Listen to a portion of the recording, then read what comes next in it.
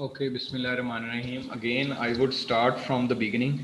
Actually, my mic was on mute, so I'll repeat. Today's lecture is about the level of prevention of different animal diseases.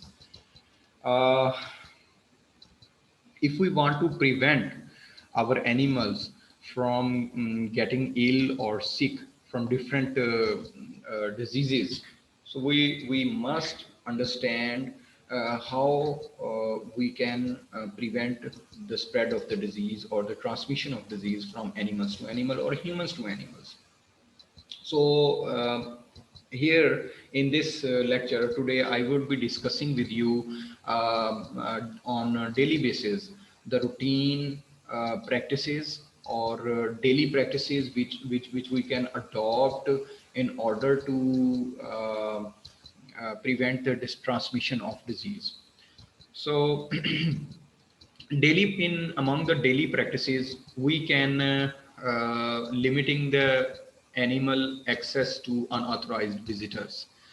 Unauthorized visitors, first of all, if we consider the biosecurity measures of a farm, we should be limiting animal access to unauthorized visitors.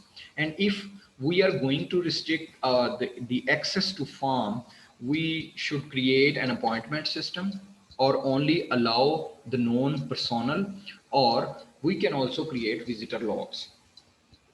Another important thing on daily practices to-do list is neighbors limiting the contact with animals. How we can limit the contact with animals? There are three possibilities that neighbors' livestock or can have a contact with our animals. The second possibility is the wildlife or birds can have a contact which are already exposed to some disease. And the third one are roaming cats and dogs.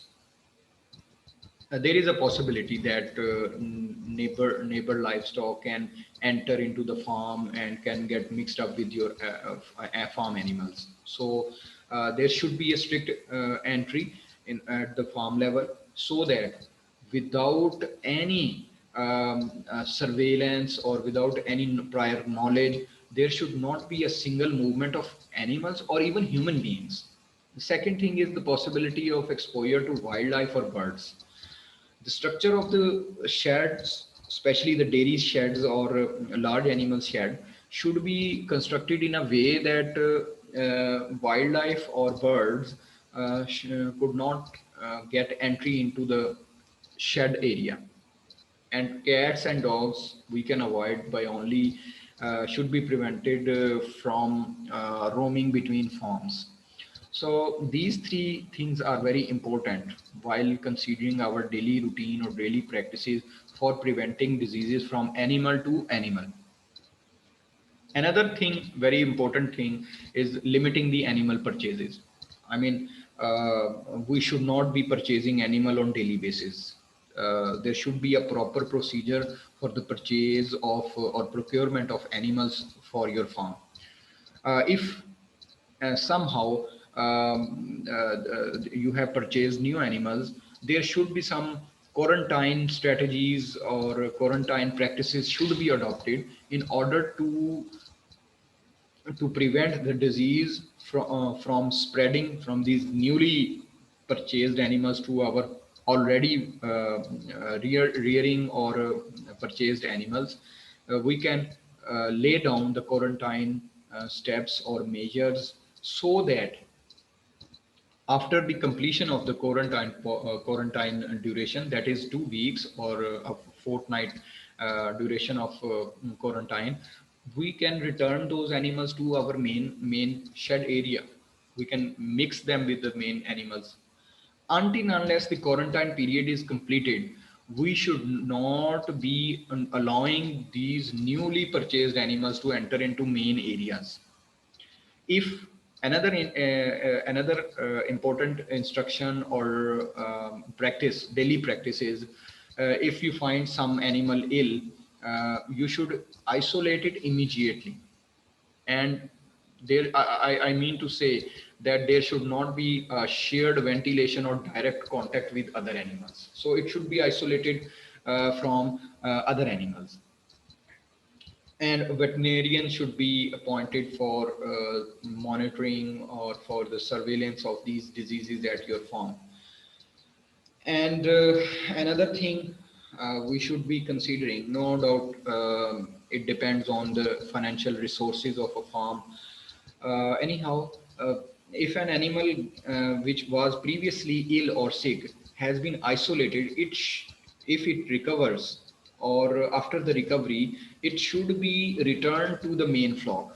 But before placing it with the rest of the herd or flock, this animal should be tested for key diseases so that it could not become a source of disease for other animals.